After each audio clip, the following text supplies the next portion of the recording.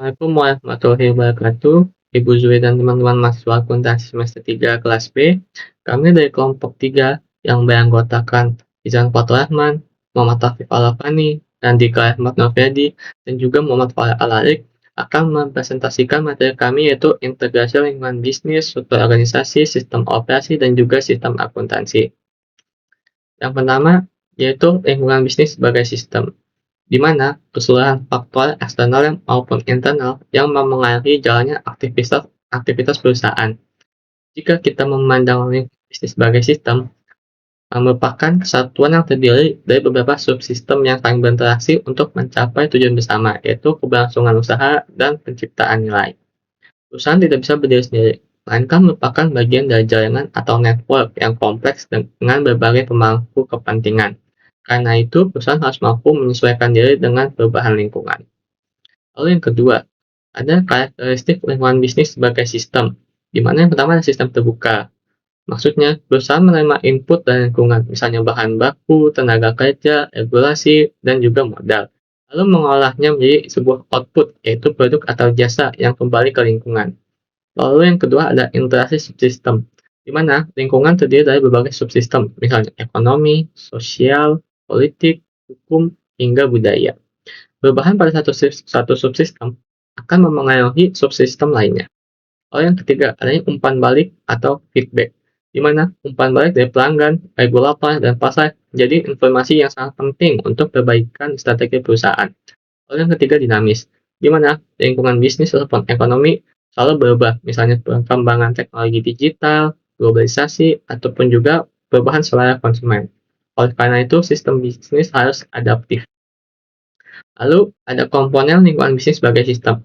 Yang pertama, adanya internal environment atau lingkungan internal.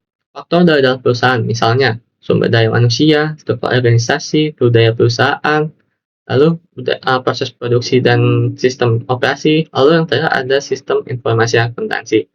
Lalu yang kedua ada external environment atau lingkungan eksternal. Faktor di luar perusahaan yang sulit dikendalikan, meliputi ekonomi, yang misalnya inflasi, cost, dan juga daya beli masyarakat. Lalu ada sosial dan budaya, seperti tren gaya hidup dan juga nilai sosial. Lalu politik dan hukum, misalnya regulasi pajak dan juga undang-undang tenaga kerja. Lalu ada teknologi, yaitu otomasi, digitalisasi, dan juga e-commerce. Lalu ada kompetitor yang berupa strategi pesaing. Dan yang terakhir ada pelanggan dan pemasok yang meliputi kebutuhan, kualitas, dan juga harga. Lalu adanya proses sistem lingkungan bisnis. Jika kita analogikan dengan sistem, maka alurnya yang pertama adalah input, yaitu sumber daya yang meliputi bahan baku, sumber daya manusia, modal, informasi, dan juga regulasi. Lalu yang kedua, adanya proses atau aktivitas bisnis, di mana meliputi produksi, pemasaran, distribusi, keuangan, dan juga sumber daya manusia lagi. Lalu yang ketiga, output, di mana produk, jasa, laporan keuangan, dan juga nilai bagi pemangku kepentingan adalah hasil dari proses-proses sebelumnya.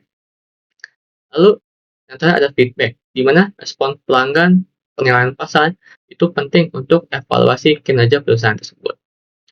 Lalu yang terakhir, kenapa pentingnya untuk memahami lingkungan bisnis sebagai sistem? Yang pertama, membantu manajemen mengidentifikasi peluang dan ancaman. Lalu yang kedua, memastikan perusahaan responsif terhadap beban eksternal. Lalu yang ketiga, mendukung pengambilan keputusan berbasis informasi. Lalu yang terakhir, adanya memperkuat integrasi antara sistem akuntansi dan sistem bisnis lainnya. Untuk materi selanjutnya adalah struktur organisasi. Jadi, apa itu struktur organisasi? Struktur organisasi adalah sebuah kerangka formal yang menggambarkan bagaimana sebuah perusahaan diatur dan dioperasikan. Ia menunjukkan ada pembagian tugas dan tanggung jawab siapa yang mengerjakan, hubungan pelaporan atau reporting line siapa yang melapor kepada siapa, dan rantai komando atau chain of command, bagaimana keputusan dan instruksi mengalir. Nah, selanjutnya itu ada pengelompokan individu dan departemen juga nih. Itu pengelompokan individu dan departemen ini adalah bagaimana karyawan dikelompokkan berdasar fungsi, produk, atau lainnya. Tujuannya adalah untuk menciptakan efisiensi, koordinasi, dan kejelasan peran sehingga perusahaan dapat mencapai tujuan secara efektif. Untuk selanjutnya adalah unsur-unsur penting dalam struktur organisasi. Nah, sebelum membahas jenis-jenisnya, kita harus paham dulu nih sama unsur-unsur pembentuknya. Nah, unsur-unsur pembentuknya itu ada satu, spesialis pekerjaan atau specialization. Sejauh mana tugas dibagi-bagi menjadi pekerjaan khusus. Misalnya spesialis di bidang pemasaran digital berbeda dengan spesialis riset pasar. Terus kedua ada departementalisasi atau departmentalization. Dasar pengelompokan karyawan itu mencakup beberapa poin, yaitu satu berdasarkan fungsi. Itu berdasarkan fungsi ini berisi pemasaran, keuangan, produksi, dan SDM. Terus di poin kedua ada berdasarkan produk atau layanan. Nah, berdasarkan produk dan layanan ini ada isinya tuh di divisi smartphone dan divisi laptop. Terus yang ketiga ada berdasarkan geografi. Geografi ini adalah wilayah Indonesia Barat atau Indonesia Timur. Ya seperti tempat kalian tinggal. Terus berdasarkan pelanggan. Di berdasarkan pelanggan ini ada beberapa divisi, yaitu divisi corporate dan divisi retail. Nah, selanjutnya adalah ada rantai komando atau chain of command. Garis benang yang tidak terputus dari puncak hierarki ke level terendah yang menjelaskan siapa yang bertanggung jawab kepada siapa. Terus keempat, rentang kendali atau span of control. Jumlah bawahan yang dapat dikelola secara efektif oleh seorang manajer. Rentang kendali sempit berarti sedikit bawahan atau struktur tinggi. Sedangkan rentang kendali lebar berarti banyak bawahan atau struktur datar. Nah, yang kelima ini ada sentralisasi versus desentralisasi.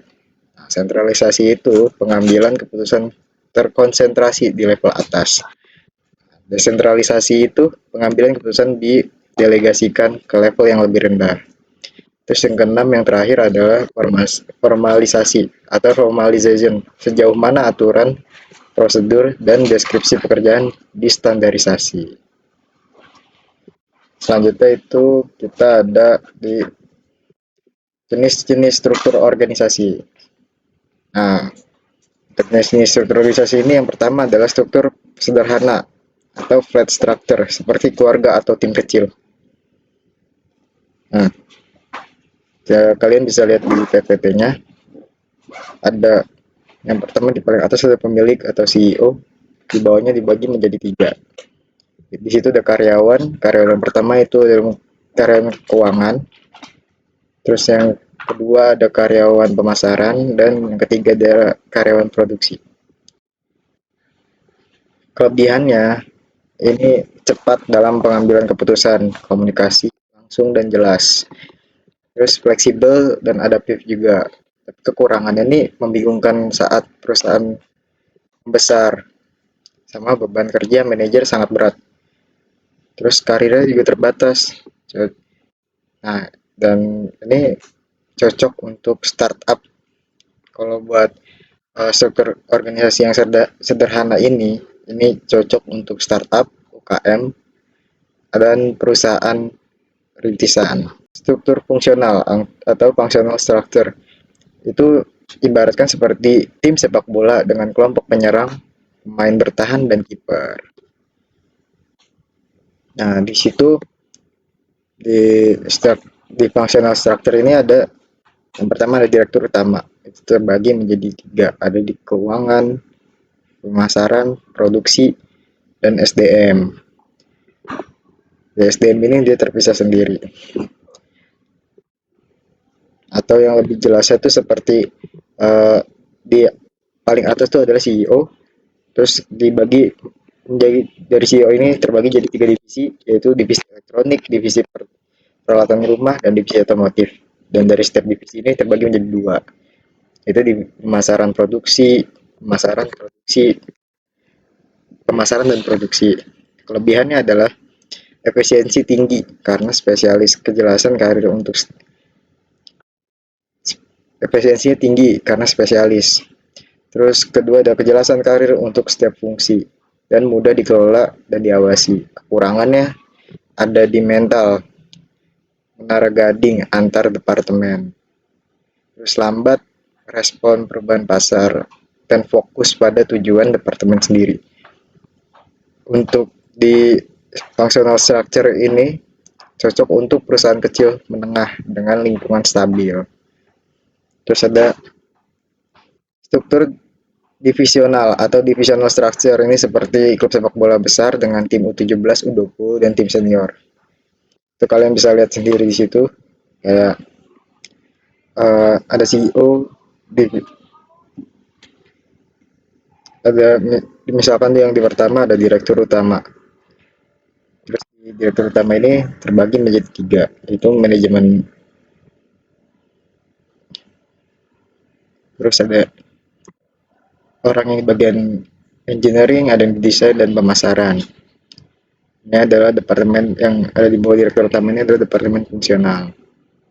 Terus misalnya kayak proyek A-nya karyawan dari semua fungsi melapor ke manajer proyek A. Terus karyawan dari semua fungsi melapor ke manajer proyek B. Kelebihannya adalah fleksibel dan mampu menangani proyek kompleks, komunikasi dan aliran informasi yang baik antar fungsi, dan efisien dalam penggunaan sumber daya manusia khusus. Nah, kekurangannya konflik wewenang dan kebingungan peran. Jadinya kayak karyawannya pada bingung karena memiliki 2 bos. Terus yang kedua adalah membutuhkan koordinasi dan meeting yang sangat intensif. Terus yang ketiga dapat menimbulkan stres pada karyawan. Nah, untuk yang ketiga ini cocok untuk perusahaan yang bergerak di bidang konsultan, konstruksi, aerospace, atau yang memiliki banyak proyek jangka panjang. Contohnya NASA atau kantor konsultan. Terus yang keempat, ada network structure. Nah, yang keempat ini itu adalah struktur modern di mana perusahaan memfokuskan pada kompetensi intinya dan outsource fungsi lainnya. Ciri-cirinya adalah perusahaan inti bertindak sebagai pusat yang mengkoordinasi jaringan pemasok, manufaktur, dan distributor independen. Nah, ini struktur itu bisa kalian lihat. Di situ ada perusahaan inti, itu dibagi 3. Ada di pemasok A, terus di manufaktur B, dan layanan distribusi C. Dan ada agen pemasaran. Nah, kelebihan dari yang keempat ini adalah fleksibel dan sangat tanggap terhadap perubahan pasar. Terus ada perusahaan dapat fokus pada keunggulan kompetitif utamanya. Terus ada biaya operasional yang lebih rendah. Tapi kekurangannya kontrol yang lemah atas aktivitas yang di outsource dan bergantung pada pihak eksternal juga. Terus yang terakhir kekurangannya adalah loyalitas dan budaya perusahaan sulit dibangun. Nah, untuk poin keempat ini cocok untuk perusahaan industri mode teknologi atau beroperasi secara global. Contohnya Nike. Tuh.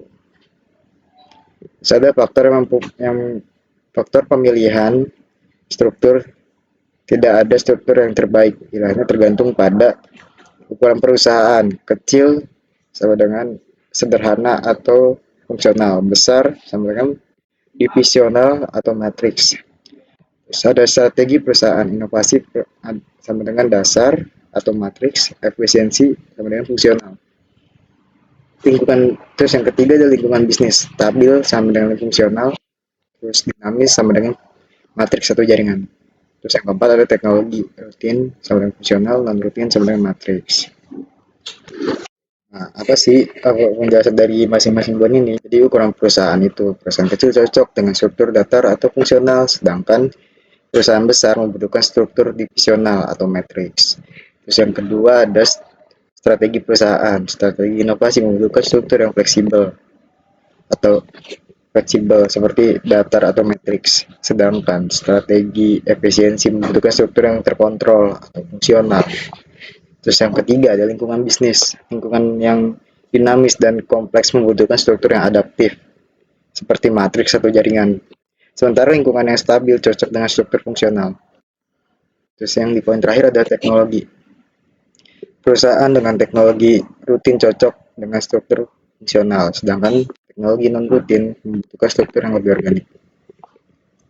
Nah, kesimpulannya dari materi struktur organisasi ini adalah tulang punggung sebuah perusahaan. Struktur yang tepat akan memudahkan alur kerja, komunikasi, dan pencapaian tujuan. Sementara struktur yang salah dapat menyebabkan kebingungan, inefisiensi, dan konflik. Untuk materi selanjutnya akan disampaikan oleh teman saya. 3. Oke, untuk definisi sistem operasi itu apa sih? Sistem operasi adalah perangkat lunak inti yang mengelola perangkat keras dan perangkat lunak komputer. Berfungsi sebagai jembatan antara pengguna, aplikasi, dan perangkat keras. Kalau misalkan kalian kurang paham, ini kita ibaratkan aja nih komputer itu sebagai sebuah mobil dan sistem operasi itu adalah sopirnya. Jadi sistem operasi itu bertugas untuk mengatur bagaimana mesin atau perangkat keras itu dan fitur-fitur lainnya bisa berjalan dengan baik sesuai dengan perintah kita. Jadi operasi sistem atau sistem operasi ini adalah penghubung antara kita sebagai pengguna dengan perangkat komputer. Tanpa sistem operasi, komputer hanya jadi tumpukan perangkat keras yang nggak bisa kita gunakan. Oke, lalu kita next slide ada fungsi sistem operasi dalam SIA. Dalam sistem informasi akuntansi, sistem operasi punya peran yang sangat penting. Yang pertama itu dia yang mengatur sumber daya komputer seperti CPU, memori, sampai perangkat input-output supaya semuanya seimbang. Lalu yang kedua, sistem operasi menjaga supaya aplikasi akuntansi itu bisa jalan lancar tanpa error. Lalu yang ketiga, operasi sistem juga mengatur penyimpanan dan akses data ke database akuntansi agar lebih terstruktur. Dan yang terakhir, sistem operasi memberikan keamanan. Jadi, data keuangan tetap aman dan aksesnya bisa dikontrol. Intinya, operasi sistem adalah fondasi supaya SIA bisa berjalan stabil, aman, dan efisien. Lalu, di next slide, kita ada jenis-jenis sistem informasi. Ada 4 jenis. Yang pertama itu, batch processing. Batch processing merupakan metode lama, di mana data itu dikumpulkan dulu dalam jumlah yang besar, baru diproses sekaligus. Biasanya dipakai untuk pekerjaan yang nggak butuh interaksi langsung. Contohnya, kita memproses data gaji karyawan sebulan itu dapat berapa. Lalu ada time sharing atau multi-user. Di sini, banyak pengguna yang bisa memakai satu komputer secara bersamaan. Sistem akan membagi waktu pemakaian secara adil atau time slice. Jadi, tiap user merasa punya akses sendiri. Walaupun sebenarnya berbagi. Contohnya, semesta yang kita pakai. Lalu ada real-time operating system. Jenis operating system ini dipakai kalau butuh respon yang super cepat dan tepat sesuai batas waktu. Misalnya pada sistem kendali lalu lintas, mesin industri, atau perangkat medis yang harus langsung bereaksi. Lalu yang keempat ada distributed operating system. Ini merupakan operating system yang mengatur banyak komputer dalam satu jaringan agar bekerja sama seolah-olah mereka adalah satu sistem tunggal. Contohnya, pada superkomputer atau sistem cloud. Lalu, ada peran sistem operasi dalam akuntansi. Sistem operasi punya peran penting dalam dunia akuntansi. Operasi sistem jadi fondasi utama bagi aplikasi akuntansi seperti SAP, MYOB, Oracle, dan Financials. Lalu yang kedua, operating system mendukung sistem pengendalian internal melalui otorisasi dan hak akses. Jadi hanya orang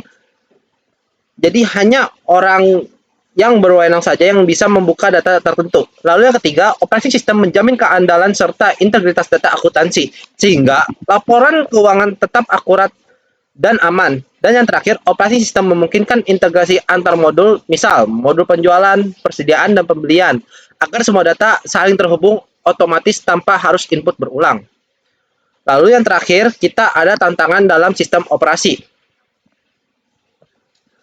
Walaupun sistem operasi itu sangat penting, ada juga loh beberapa tantangan yang harus kita hadapin. Di bagian keamanan, itu kita dapat operasi sistem itu harus bisa melindungi data dari serangan virus atau hacker yang bisa merusak atau mencuri informasi dari perusahaan kita. Lalu yang kedua, kompatibilitas. Semua aplikasi yang akuntansi bisa jalan di semua sistem operasi. Kadang ada beberapa aplikasi yang hanya support Windows tertentu atau butuh versi tertentu. Ini sering terjadi kendala di perusahaan. Lalu yang ketiga, kinerjanya. Sistem operasi harus bisa memproses data transaksi dengan cepat. Dalam akuntansi, jumlah data bisa sangat besar, jadi performa operasi sistem benar-benar diuji agar proses tetap lancar tanpa lemot. Lalu materi selanjutnya akan dijelaskan oleh teman saya. Selanjutnya itu adalah pengertian sistem akuntansi. Nah, sistem akuntansi itu adalah serangkaian prosedur, dokumen, formulir, catatan, serta perangkat yang dipakai untuk mencatat, mengolah, dan melaporkan transaksi keuangan. Nah, hasil akhirnya itu berupa apa ya? Berupa informasi keuangan yang dapat digunakan manajemen, investor, pemerintah, maupun pihak lain yang berkepentingan. Nah, sistem akuntansi itu juga nggak sekedar pencatatan, tetapi juga proses pengendalian agar aset perusahaan tetap aman dan kegiatan operasional berjalan sesuai aturannya. Nah, bedanya apa sih dengan SIA? Nah, untuk sistem akuntansi itu prosedur yang tadi saya jelaskan untuk mencatat dan mengelola transaksi keuangan. Sedangkan SIA itu sistem yang lebih luas, kayak misalnya sistem akuntansi, teknologi informasi, pengendalian internal, dan lain sebagainya. Jadi sistem akuntansi itu bagian inti lah dari sistem informasi akuntansi. Selanjutnya tujuan dari sistem akuntansi. Nah, yang pertama itu adalah menyediakan informasi yang relevan. Untuk apa ya? Untuk menyusun rencana ke depan dan evaluasi perusahaan. Nah, yang kedua itu penulisan pencatatan yang sistematis. Ketiga itu meningkatkan efisiensi. Keempat membantu pengambilan keputusan seperti yang di poin pertama tadi. Jadi dari informasi yang relevan itu bisa untuk mengambil keputusan. Lalu yang kelima itu menjaga aset organisasi, dan yang keenam itu memenuhi kewajiban hukum. Maksudnya kan dari laporan keuangan itu disusun sesuai dengan standar akuntansi yang berlaku. Nah, dapat digunakan untuk pelaporan pajak juga dan audit. Yang selanjutnya itu adalah komponen sistem akuntansi. Nah, komponen sistem akuntansi itu ada formulir. Formulir itu dokumen sumber, jadi kayak faktur penjualan, bukti kas masuk, nota kredit, kas keluar, dan lain sebagainya lah. Setelah dari situ, kemudian di jurnal, lalu dikelompokkan atau diklasifikasikan pada buku besar. Lalu juga ada yang namanya buku pembantu. Jadi kan di buku besar itu ada saldo-saldonya, tapi kan nggak spesifik saldo itu. Contohnya gini deh, utang. Di buku besar ada saldo utang, tapi kita nggak tahu tuh utangnya ke siapa, tanggal berapa. Nah, di buku pembantu ini sudah secara rinci disebutkan. Lalu yang terakhir itu adalah laporan keuangan, berisi neraca, laporan laba rugi, perubahan ekuitas, dan laporan arus kas. Selanjutnya itu adalah fungsi sistem akuntansi. Fungsinya itu ada fungsi pencatatan, fungsi klasifikasi yang tadi saya sebutkan di buku besar itu sudah diklasifikasikan. Jadi akun-akunnya sudah dipisahkan, nggak tercampur, sehingga ketika nanti diperlukan gampang dicarinya. Kemudian fungsi komunikasi, fungsi pelaporan, lalu fungsi pengendalian. Lalu selanjutnya itu adalah jenis sistem akuntansi. Yang pertama itu ada akuntansi manual, ya dilakukan dengan cara manual, masih menulis, masih menggunakan buku. Lalu yang kedua itu terkomputerisasi. Jadi ya udah by komputer gitu. Pakai software akuntansi kayak Mayop, Zahir, Accurate. Lalu yang terakhir itu adalah sistem akuntansi berbasis cloud. Jadi data keuangan itu disimpan di server internet kayak Journal ID, Xero, dan QuickBooks.